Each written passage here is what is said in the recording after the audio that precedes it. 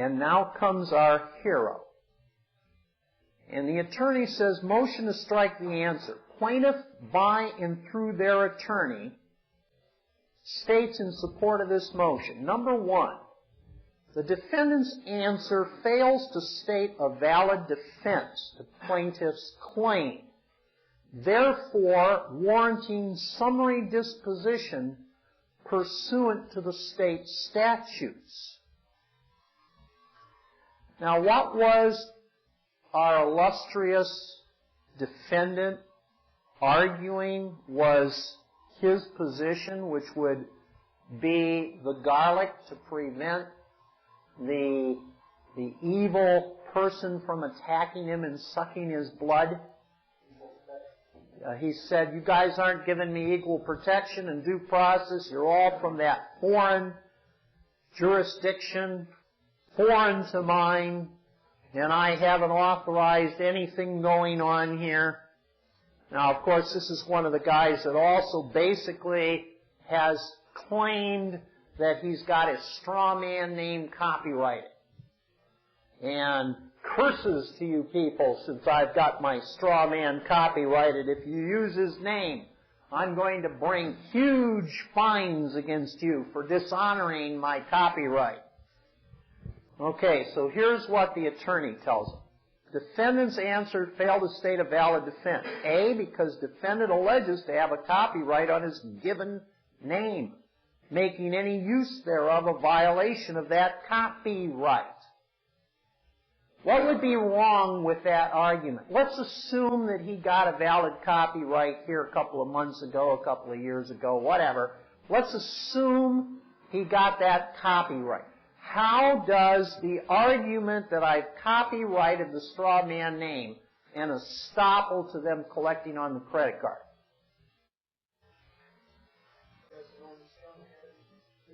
Well, number one, our hero doesn't own the straw man to begin with. Okay? Who does? The government. They created it. So how could he bring a copyright on someone else's creation, particularly so it stops the party who created him from having a cause of action on it? That's argument number one, if you want to argue it. Okay, let's assume and presume he brought his copyright after, let's assume this guy actually signed up for the credit card. When he signed up for the credit card, assuming he also went out and got a copyright on that name, what's his problem now? By giving his name to sign up for the credit card, he's waived his estoppel by way of his copyright. And if he gave the name before he copyrighted it, it doesn't hold to the party because they had the agreement by way of his signature in the name prior to the copyright. But if he used the card after the copyright and signed any kind of a receipt, he waived it again by contract. So it's irrelevant and immaterial, as long as it's him, the living man, passing that card around, doing something with that card. So the concept of a copyright being an estoppel, see, he can't come into the court and now claim that the other party to the agreement with him in the contract on the credit card relationship is estopped from coming into using his name in the court, because the court is merely an extension for monitoring compliance and resolution of the contract, which he's already got the guy's signature on to begin with. So it's not an estoppel from the court hearing this issue either. So is our attorney telling him something that's true and of value here, or is he not? He's telling the guy something of value. B, defendant does not and cannot establish as a matter of law a privilege or legal right to protect or insulate his name or identity from a legal suit via a claim of copyright or trade name infringement. Well, this would go to A, the contract we just talked about, or B, the status, standing, and character of the party. He's not the holder in due course of that name. It's a registered vessel in commerce. C, said defense is frivolous and made only to delay this action. Okay? Now, remember, we said once before, here going back a couple of months, we said that equity has as its foundation its roots in law. So unless equity is founded in the concepts and principles of law, it cannot exist. And the concept is you have to wash your hands in law before going to equity. So the courts start out by both law and equity in its offering and let you decide where you're going to go. But remember, the rule is if you're going to come back in an equity court, one has to admit the facts and then bring on an extra set of facts by way of the concept of confession and avoidance. Confession is, I admit the facts are true. The avoidance is, here's some new facts which change the presumptions and conclusions, thereby bringing me into the category of innocent of the substance of the charges. Remember, we talked about the fact that the federal rules in criminal procedure say that if a party is going to come into the case and basically bring the pleadings back to law instead of equity, which is assumption and presumption, the party must consistently maintain what as his plea? Innocent. And to maintain innocence as a plea requires extra facts which create a substantive estoppel of the presumption of a substantive law violation on the part of the accused. Now, if this man is going to come into these proceedings on these credit cards, we will assume and presume that this credit card was issued to his straw man based on acts and actions instituted by the living man on his own straw man account. We will also assume and presume, like most patriot cases of credit card, that the merchandise and goods from the account basically added to the goods of the living soul or his friends or the people he intended those to go to. In other words, we're not assuming that some third unknown party has defrauded both the bank and the named operator of the account, so that the bank was out funds and the guy whose name was on the account never had control or delivery of the merchandise or goods. We'll assume our hero got the merchandise and goods.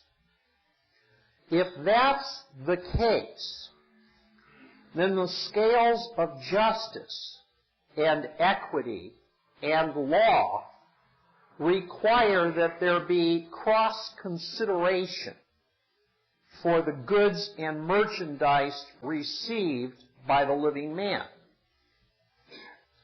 And if that is the case, and our hero wants to go into this court and raise an issue, he must first be able to convince the court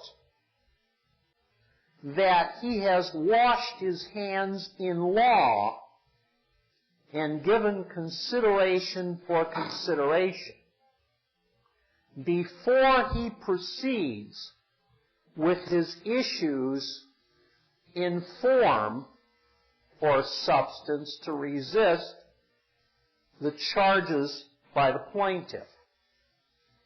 Now notice, at no time did our hero in his affidavit of truth ever claim the position of innocence, i.e., I didn't get something for nothing.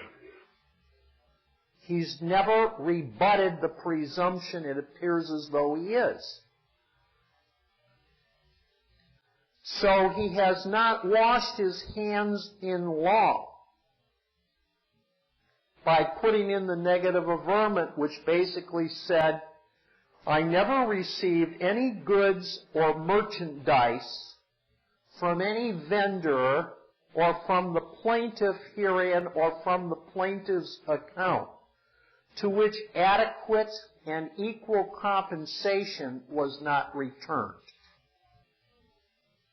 Had our hero done that in his initial response, it would have reverted the presumption to prove the case onto the plaintiff. Notice, since our hero never did that, the attorney in this case is not in any way, shape, and form in the paperwork that I am going through going to offer any proof that he has a claim to prevail against the defendant. He is merely raising procedural methodology to the court to find the accused guilty of the claim set in the charging instrument, whether it can be proved or not. Does everybody here understand why the attorney does not have a duty to prove a charge or a claim? The reason he has no duty to prove a charge or a claim is because our hero never rebutted one by an affidavit of negative averment reaching the substance of the presumption that this is a deadbeat trying to get something for nothing.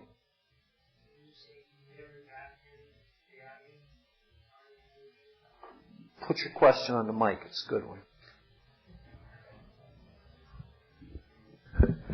How would you word that? He never received any comparable value for what he got? Well, remember I said that our hero came out with a declaration statement, which was his response to the summons and complaint. Yeah, that was all a bunch of... And all he did is said, basically, you guys are foreigners. I'm not going to pay any attention to you, and you don't have authority over me. I'm king and you're servants.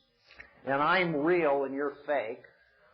And you guys are only attorneys and you don't have licenses to operate, and foreign statements. And I'm good and you're evil. So bug off, basically what he stated. I said that at no time did he rebut the presumption that he, the accused, had gotten consideration, and he had given none in return. Mm-hmm. Okay. Okay? So he had gotten the consideration, but he gave nothing in return. That is correct. Now, in reality, it's not that he didn't give something in return. What, in fact, had he given the bank in return? You're right. He gave the bank his signature.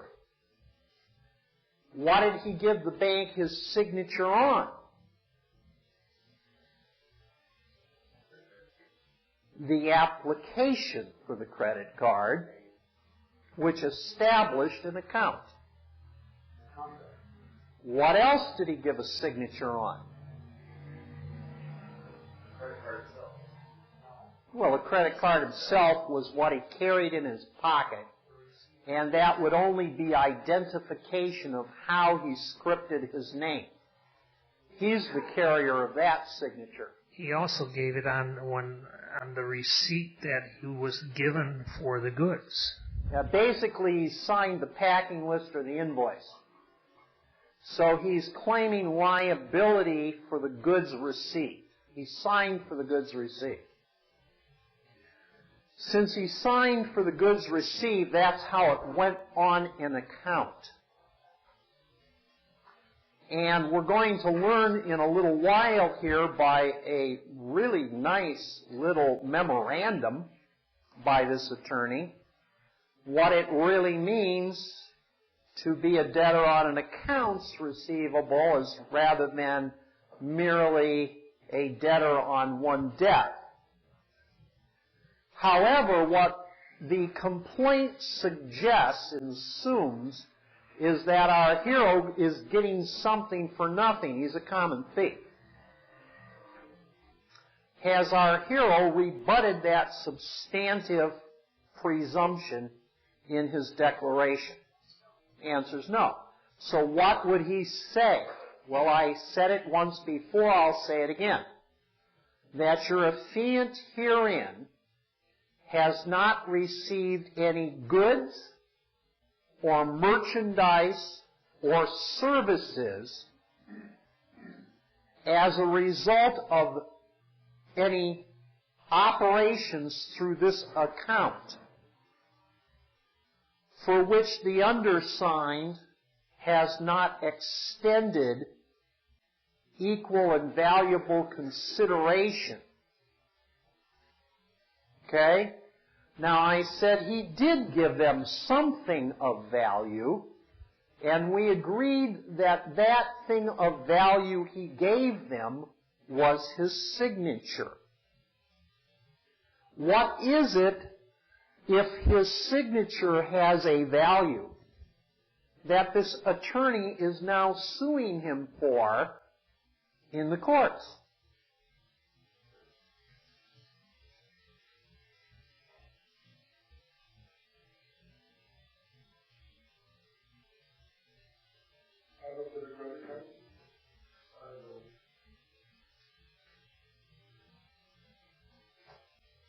Bill of exchange?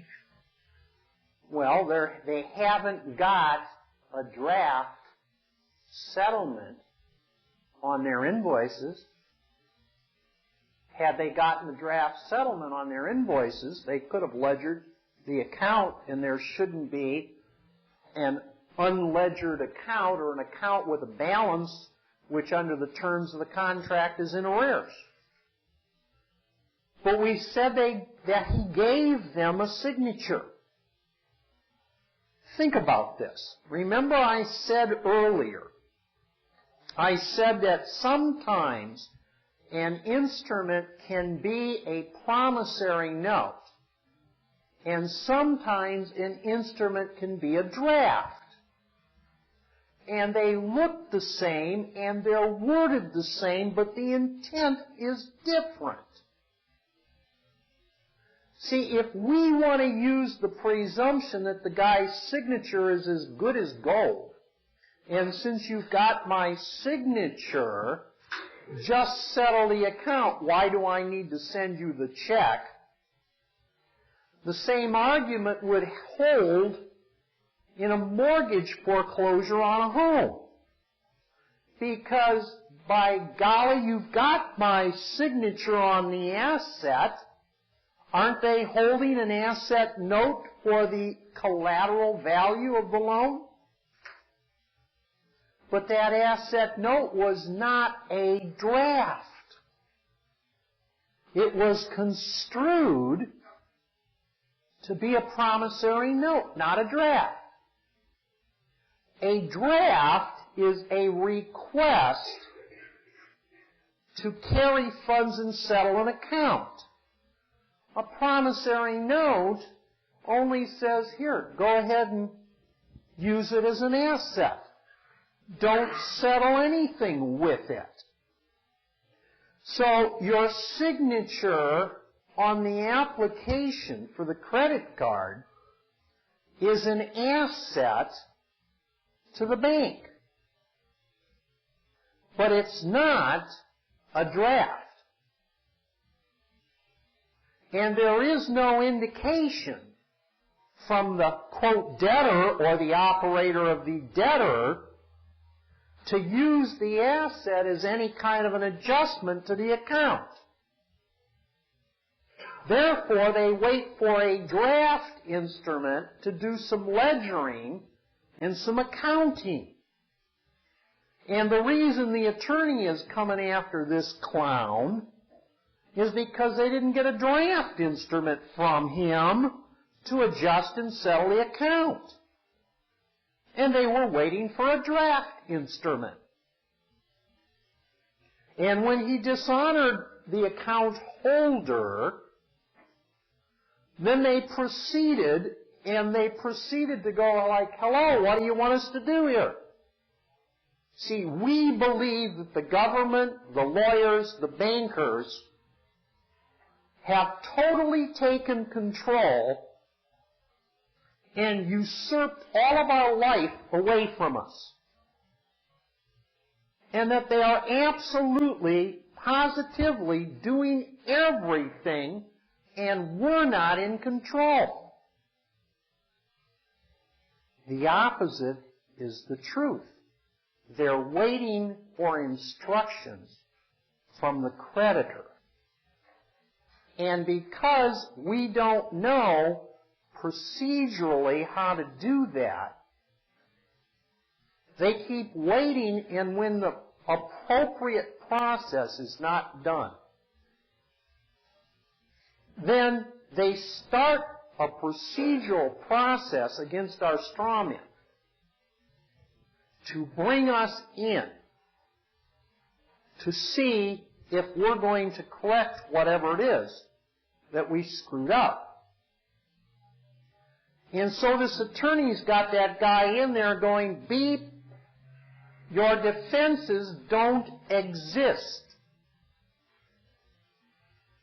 Number 2 in his motion, except as to the amount of damages to the bank in this credit card, there is no genuine issue in substance as to any material fact, and plaintiff is entitled to judgment, or at least partial judgment, as a matter of law, or partial judgment as a matter of law, pursuant to state statutes. What do the rules and the statutes state about summary judgment proceedings in civil cases? If there has been no defenses of substance raised, can the plaintiff apply for summary judgment? Absolutely. And what does summary judgment permit the courts to do with the case? Rule against the opposing party without a trial. Why do the rules allow the judge to issue an order of judgment against the opposing party without a trial? Very simply, the purpose of a trial is to determine the substantive facts in the case. If there have been no substantive reasons or facts raised that are in dispute, why waste the court's time and the public's money with a trial? There's nothing in dispute. Now, most of the time, patriots are very confused by a summary judgment, and they start running around screaming, there we go again, no equal protection of the law. They won't even listen to me. I'm sure that's what our hero in this case would be yelling. Because remember his affidavit that says the law requires that you give equal protection of law to all the parties. Okay, yeah, we're doing that. You got equal protection. Raise your defenses. And he goes, I don't like you guys. You're outsiders. You're not of my venue. You're not of my species even. You're dead and I'm alive. Duh. You know, is he going to argue that if Martians come here and he beats Martians up and steals from them, that he's not susceptible to a Martian court of inquiry because they're a different species? You know, the issue is the substance, thou shalt not steal. It's not thou shalt not steal only from humans or from people that aren't Martians or whatever. So the assumption and presumption here in this guy's brain is that we're a domestic state court and the feds and all these lawyers ought to be out of here. Well, the reality is we're all under foreign international law, under private international law. You're dealing with everyone in your life is foreign to your venue. So get it through your head, thou shalt not steal from foreigners, and then thou shalt not cause problems with foreigners, and if thou dost, that shall not be a defense from a court bringing a legal action against you.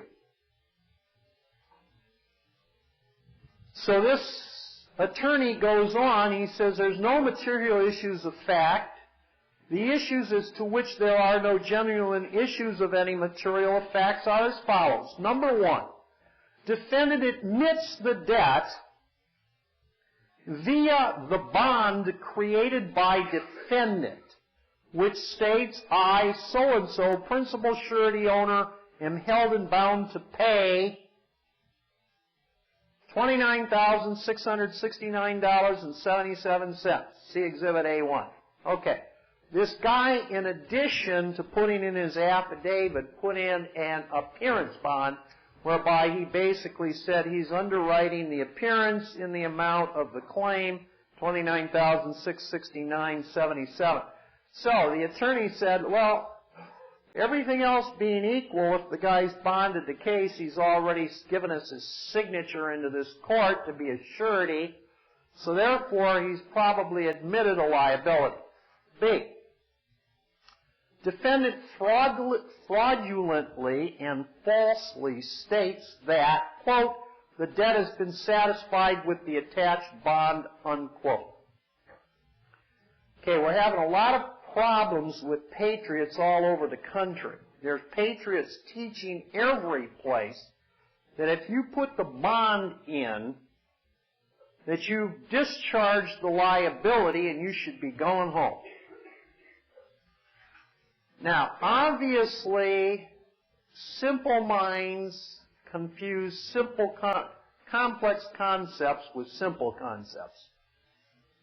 And they believe that just because the bond says that they're going to underwrite a liability, that that's the equivalent of paying a liability. And if you go to an insurance company and say, I want to buy a bond to cover this so that I won't have to pay the liability, I guarantee you'll never get the bond. Because the company that provides the bond is providing the bond not to pay the liability, but it's to back up the liability, and it better never have to pay that liability, or you'll never get a bond from any insurance company again. That's number one. Number two, I want you to think about what we said twice before this evening. We said that the pay to the order of First National Bank, $250,000, could be treated as a promissory note or treated as a draft. And they're ledgered entirely differently for entirely different purposes. And believe me, the bank never makes the mistake that your promissory note was tendered to the bank in lieu of a payment. Likewise, the court will never assume to make the mistake that the posting of a bond was intended to be used to pay a liability. It is not going to happen. And any patriot or any group of patriots that wants to suggest to you that because you've tendered a bond, that they should have settled and closed the account on that basis and let you go home, doesn't understand what they're doing. And here this attorney flat out tells this guy that he fraudulently and falsely stated that the bond is satisfied with, or the debt is satisfied with the attached bond. Do not mistake the fact that attorneys are habitual liars. All attorneys do is give it to you colorably. And their colorable response and a flat-out lie are exactly two different things. C.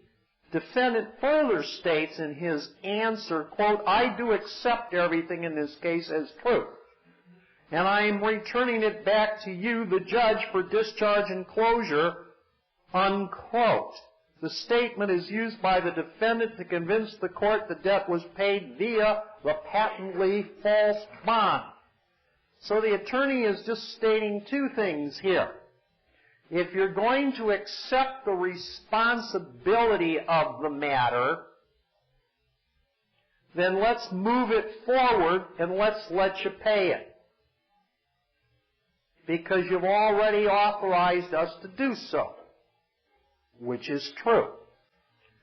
Secondly, as a double witness, if you're claiming that your bond is here to pay it, I'm once again telling you you're wrong. D. Defendant finally threatens plaintiff's legal counsel with a fraudulent charge of the felonious practice of law for not paying the defendant the $29,669.72 debt, see Exhibit A3. Remember, our hero was basically stating that he has a copyright protection and anybody that's using his name without permission is liable. So he's going to make the attorney liable for his debts. 3. Defendant's answer contains only general denials without factual support, contrary to state statute. In the colorable rules of civil procedure, the rules state emphatically that if someone is going to respond to a complaint, a civil complaint, the rules state emphatically that your response must be factual and they must have specific factual responses. The rules warn you that a general denial is a dishonor. And the rules will tell you that if all you have done is made a general denial, the court will presume your general denial to the facts in the charging instrument is equivalent to what? An admission of the facts therein. So it's just the opposite of what you've done. Why do the rules of an equitable court authorize that court to take your general denial and turn it into a specific admission of guilt. Wouldn't that be because we're trustees and we're presumed guilty as trustees? Absolutely. Plus, as trustees, we have to rebut the presumption before we're off the hook. Now, And if we don't rebut the presumption with specific factual averments, then we are in dishonor because we have a duty to help clear this up in substance. And since we're in dishonor, what's the penalty for dishonor? you go down. Contempt. And what's the penalty for contempt? You lose the case. The penalty is whatever the other side wants they're going to get because you're in contempt. So when you put in a general denial where you had a clear duty to rebut the facts if they were rebuttable, and you dishonor the court by a general denial, the rules flat out tell you that the court will accept that as a confession of guilt for the facts stated. This one attorney that I had actually put me in dishonor then because this one question that they asked, he just flat said denied. That's all he said. If you're going to flat deny something, what the attorneys will do is they will deny it for want of knowledge. The problem with that is that the rules state that when an attorney signs his name to a pleading, the attorney has done an investigation. Now, how can an attorney sign his name to a pleading that says he's in want of knowledge of the facts? Unless he puts in an affidavit saying that by due diligence he's attempted to learn the facts and that the other party has obstructed him from learning the facts, which would now make the other party in dishonor. But see, an attorney will never put that in. See, now, if you don't know the rules of procedure, which are a restatement of law, you're in trouble because they'll try to squeeze around you every way they can. But when you're in trouble, they'll lay it straight on you like this attorney is doing to this guy here. But usually when they come back, remember, they can't make a charge and they can't make a claim. So all they'll do is be ambiguous to see if you're going to catch it or it's going to go right by you again. Okay? Now, what the attorney is telling this guy, I mean, this attorney is preaching the rules of civil procedure to this guy backwards, saying, here's where you screwed up, here's where you screwed up, and here's where you screwed up. Okay, number 4. If the defendant's answer is struck, the defendant will have set forth no valid defense to plaintiff's claim. First, he says we ought to strike it because there's no claim in there. And if we do it, he will not have set forth a valid answer. Then he goes on and said, this motion is based on the files and records of this cause, including the affidavits and other documents annexed to the complaint. See, they know how to use that word annexed too. This guy is perfect. This attorney says, we've got so much documentation and records here, and affidavits, including by the defendant, and everything else. What more do we need? This attorney is absolutely right. That on the basis of the state statutes and see Valentine versus Michigan Bell Telephone Company, 388 Michigan 19, 199 Northwest 2nd, 182, a 1972 case, this court's good to go. Strike the motion. Let's declare summary judgment. Further, pursuant to the state statutes, disposition by the court, immediate trial, subparen 1. If the pleadings show that a party is entitled to judgment as a matter of law, not equity, law, or if the affidavits or other proofs show that there is no genuine issue of material fact, the court shall render judgment without delay. No trial necessary. Now remember the word or sometimes means and the word and sometimes means or. It depends on the context. Listen to what it's saying. If the pleadings show that the party is entitled to judgment as a matter of law, or if the affidavits or other proofs show. Hello, that's an and.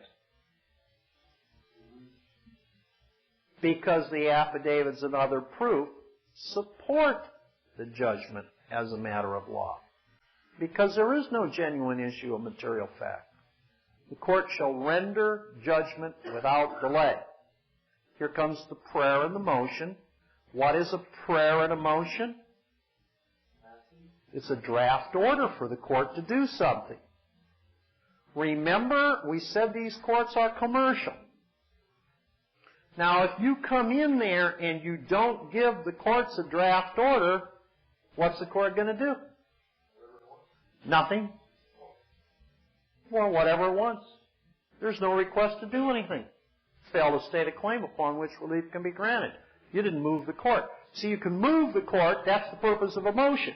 So you set forth all of this stuff, and then it says, wherefore, plaintiff requests this court to strike the answer, and then he enters summary judgment, summary disposition and judgment for plaintiff in the amount of $31,138.17, dated such and such, respectfully submitted, signed by the attorney with his bar card number. His bar card number is basically his bond, isn't it? So he's entering a bond with his motion. He's carrying an insurance policy. Okay, so he's got his bond, he's got his signature, he's got his draft, he's got his foundation, and he's got agreement of all the parties. What more do you want the judge to do? Isn't he there telling the judge we've all agreed? When do you get the court to do something? When everybody's in total agreement. So is this attorney doing it right? Absolutely. Perfect. I'd score him 10. He's got everything right there, okay? Now, our hero calls me up. And our hero is basically going, oh, woe is me. What in the world am I going to do now? And I said, damn, I said, you've done everything perfect. Perfect for who? No, he did everything perfect for himself.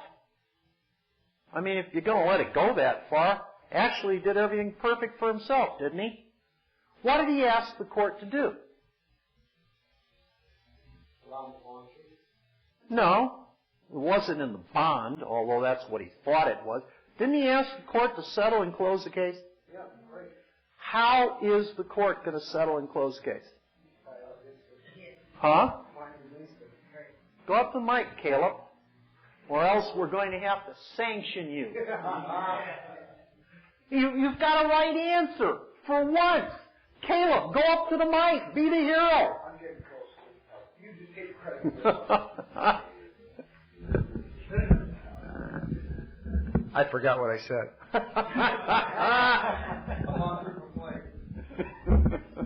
I forgot what you said, too. What did our hero ask the court to do? Settle and close the case. Settle and close the case. How is the court going to settle and close the case? What does the court need to do? It did the summary judgment against him. It needs to get a public witness to the private side of the case, right? What is the private side of the case? No. Who's the plaintiff? The plaintiff was the bank. Well, the attorney collecting for the credit card company for the bank. And what does this plaintiff want? Due process and equal protection. Yeah, due process and equal protection. Thank God the court's going to give it to him. That's right. What did he ask for in his motion? $31,000. Hey, this is a court case. It's all about commerce. It's about money. You got your just desserts. We want ours. I don't care what the ADL says that redemption doesn't work. It's about the money. Show us the Benjamins. The reason the guy is there is $31,000. Okay, now, if our hero wants the court, isn't the court nothing more than a bunch of accountants? And instead of the attorney running his own books now, all he did is turned over his books to the court to run the books for him. That's the only thing that happened. He said, oh, I can't balance these damn books. This guy won't come in and help me. Let's take him down to the local court. We'll play the redemption game even though it doesn't work, and we'll let the court help me balance my books. So he goes down to the court and he says, I want $31,000. Now, our hero came in, and remember the first thing, according to his own affidavit, he said, hey man, I definitely, absolutely, positively need equal protection and due process of law. Isn't that what he said? And then the clown also says, where is